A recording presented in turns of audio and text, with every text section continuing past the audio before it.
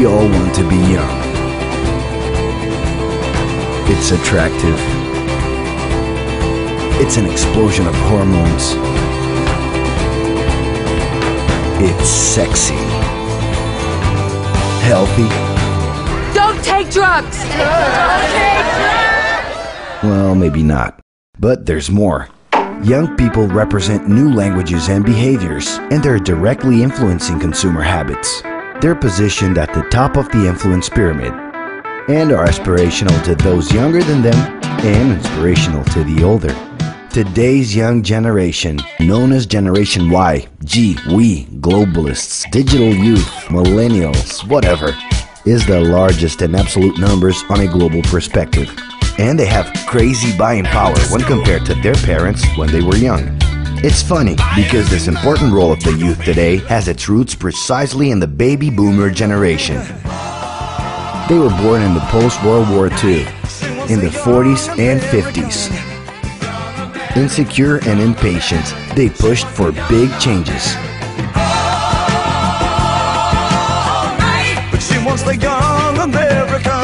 They were the first generation to conquer the right to be young, inventing what came to be known as the youth lifestyle.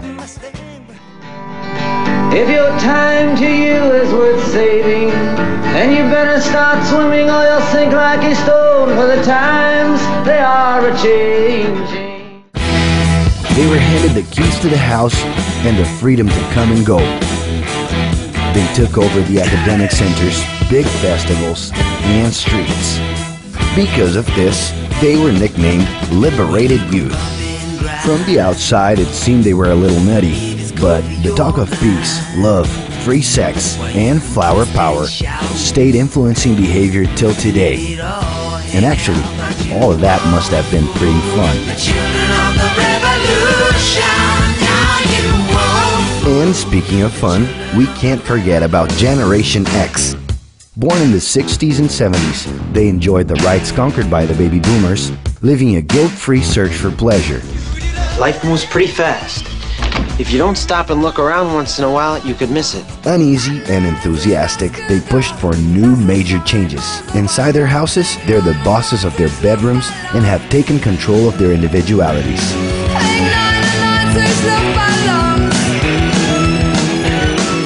Generation X is in love with stereotypes, fed by marketing and publicity boom. As much as in the corporate universe as in entertainment, Generation X is remembered as the competitive youth. It's not just a job for him, it's a war. But now is a whole different game. Young people have changed the rules again.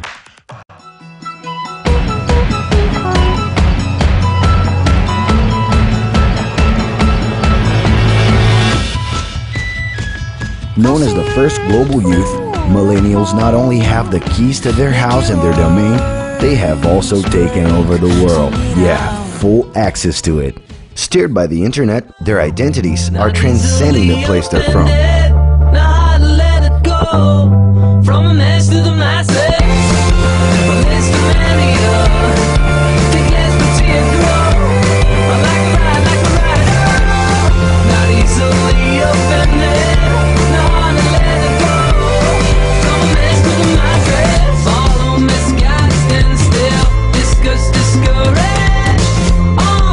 This isn't happening by pure coincidence. Globalized consumerism promotes aesthetic and behavioral connections with other youth around the world.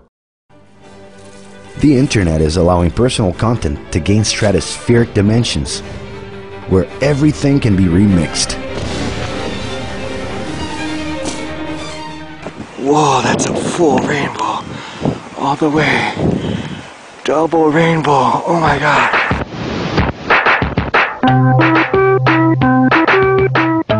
Over just a few days, content can turn into various global internet memes. Double rainbow all the way across the sky. Yeah, yeah. He's climbing in your windows, he's snatching your people up, trying to rape you, so y'all need to hide your kids, hide your wife, hide your Also kids. acquiring relevance outside of the network.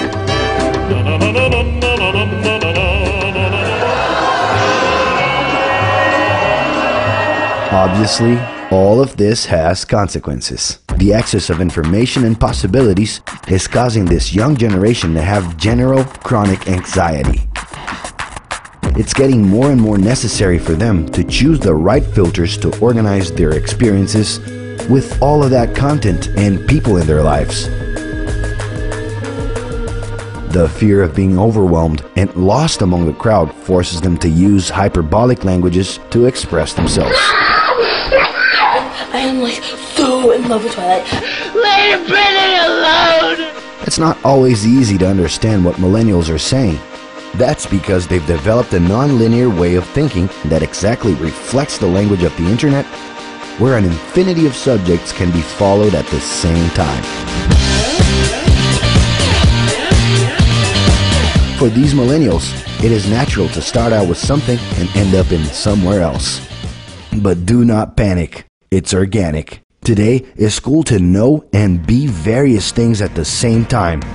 It's a lot different than in the 80s when young people had radical vision about the power of groups. You were one thing or another.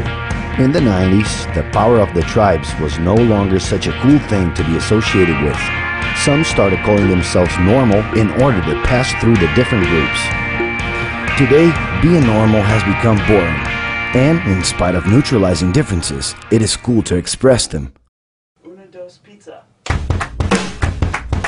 All the single ladies, all the single ladies, all the single ladies, all the single ladies, all the single ladies, all the single ladies, all the single ladies. It is possible to be a surfer, DJ, rocker, nerd, cinephile, designer at the same time.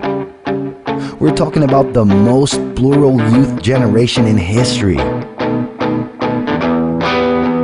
It is a plurality which guarantees that the young can simultaneously recognize themselves even with their personal differences.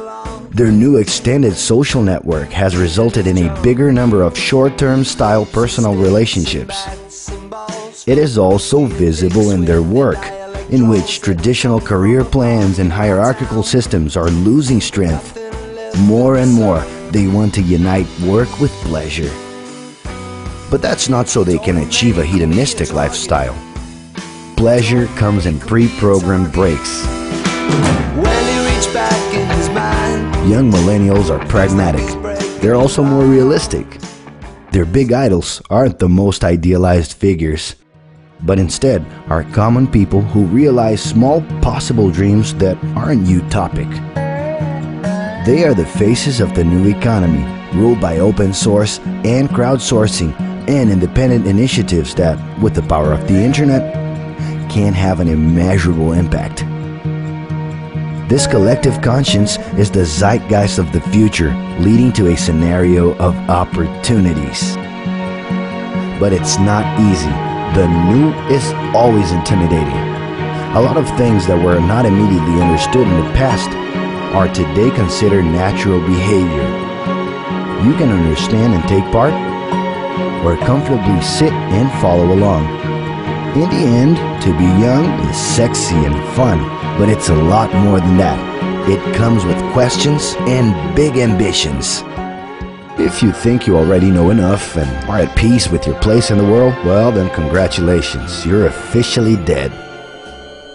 More than ever before, in order to understand the world, it is necessary to understand these youths, who are the catalysts to big changes. And there's an added bonus. To understand the evolution of the world is a search that can keep us young forever.